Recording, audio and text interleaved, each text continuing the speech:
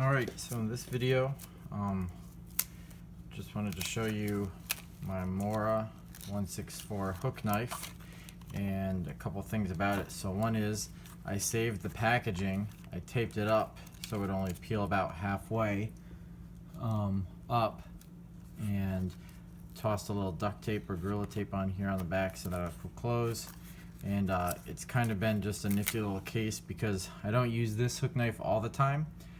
Sometimes it's one I just like to toss in a backpack. So not as opposed to bringing a nicer hook knife. So that's why I made it just a single case and not like a tool roll or anything else. I suppose if you had like one of the nifty leather sheaths that come out, you could use that.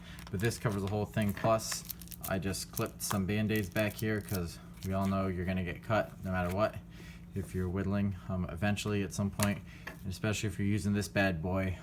They recently remade it so it doesn't have the pointy tip. Somehow I've only cut myself once or twice on the pointy tip, so yeah, I don't know how. I guess I'm lucky like that.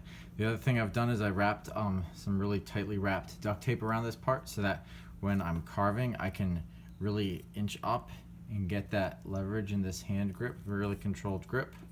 So I don't know, I wasn't really planning on demonstrating much, but yeah, so I can get really controlled. I really can get right up front without developing a blister by just rubbing on the bare metal. So that's another thing I've done to this hook knife. This is really not the prescribed method for whittling, obviously, or carving a spoon, because it's not really close to my body. But yeah, I know these are not the most popular, but I think for anyone trying to get into spoon carving or any other carving where they want a hook knife, this thing really isn't that bad. It gets a lot of bad press just because people like to compare it to knives that are over $100 or just really expensive or hard to find. But honestly, I've been a big fan of this one, just because I think it comes at an affordable price and easy to learn on, easy to use. Like I said, watch out for that tip. Some people like to just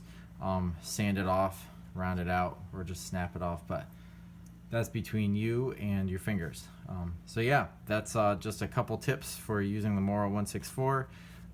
I've used this makeshift case, even though I do have a tool roll where I keep my other knives, and then also this duct tape.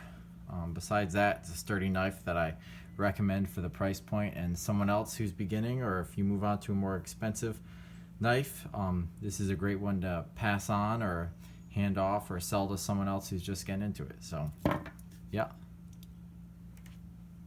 that's the Mora 164, and it's the older model.